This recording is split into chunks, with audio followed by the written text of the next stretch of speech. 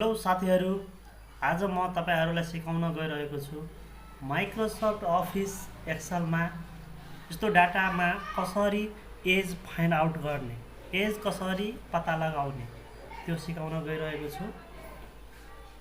सबैभन्दा पहिला हामीले यस्तो डाटा बनाउने, यस्तो सिरियल नम्बर दिने, स्टुडेन्ट नेम दिने, त्यसपछि डेट अफ बर्थ दिने, यस्तो एज दिएर यस्तो डाटा बनाउने।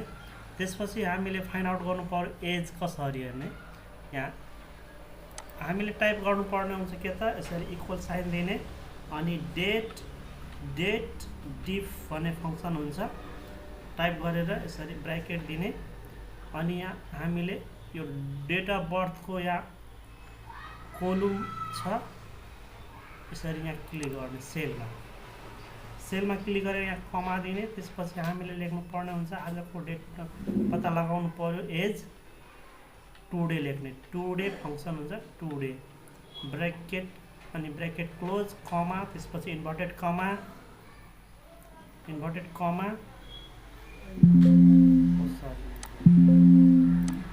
यहाँ हामीले यहाँ वाइ दिने, इयर पत्ता लगाउनु छ भने इयर वाइ थिच्ने अनि ब्र्याकेट क्लोज गरिदिने अनि त्यसपछि यसरी एज फाइन्ड आउट गर्न सकिन्छ।